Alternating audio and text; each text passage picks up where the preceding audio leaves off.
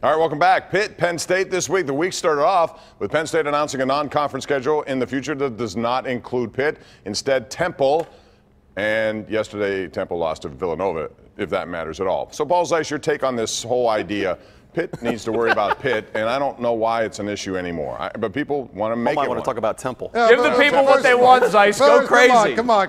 We got to really rip on Temple. Yes. This whole week. Give the people what they want. I got guys like Andrew Filipponi, a Syracuse guy, trying to talk about Temple. Come on. Starting Tuesday. Come on. Temple is actually better than Syracuse, so let's get that out of the way. Now, here's the thing.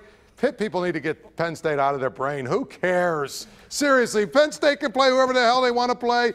Pitt doesn't need Penn State. They've proven they don't need them to sell tickets. They don't need them to recruit. They don't need them to do anything other than complain a lot. So if Penn State doesn't want to play them, which, you know what? It makes sense. They only have 3 non-conference games. That means they only got 1 home and home.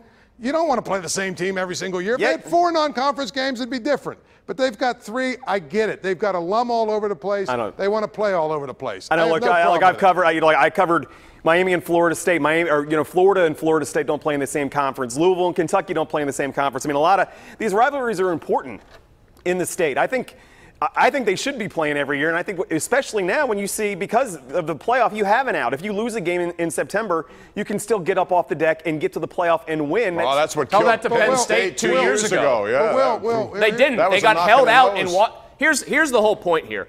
I, as a guy that likes Pitt, likes watching Pitt, wish these 2 teams would play. But Pitt should just punt, to use a football analogy here, and try to go schedule West Virginia, except Pitt doesn't want to do that because they feel that that's beneath them. The bottom line is this is a backhanded sort of compliment to Pitt from Penn State, essentially saying the committee for the college football playoff screwed us 2 years ago because we lost to you, and they put Washington in because they had more wins. So they're not valuing strength of schedule, so it's not worth it for us to play you if we have designs on the college football playoff, so we're not going to. They're scheduling an obviously inferior program in Temple because they think it's a better chance shots fired, for a win. Zeise. But no. But here's the other thing. Again, Will, you're comparing teams, not apples to apples. The Big Ten plays 9 conference games.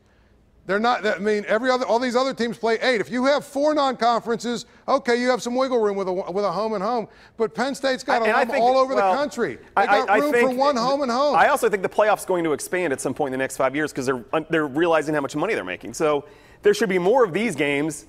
Unless, no offense, Appalachian State who played its tail off yesterday. I don't believe that it's 100% aimed at, you know what, we're afraid if we might lose a game to Pitt. I don't believe that that's the case. They're playing Virginia Tech. They're playing Auburn. They're playing teams that are places they take where they've got a lot of alum that want to come watch their team play. I get it. If isn't this more alum in Allegheny County than anywhere else? Market for Penn State, State should play Pitt twice every 10 years. 1 home and home every 10 years. That's what they should do. If I was Penn State, that's what I would do.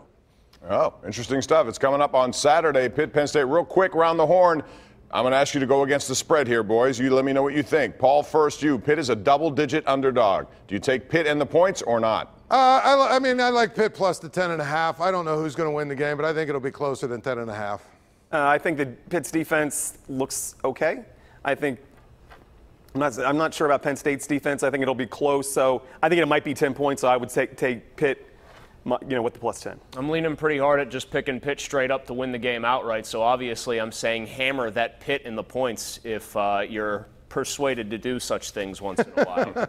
All right, we're going to hammer some Pirate talk coming up. Who's to blame for this? And so should someone take a fall for a 3rd straight non-playoff season based on the goal, which is to make the playoffs? We'll talk about the Pirates next, right here on the #1 Cochran Sports Showdown.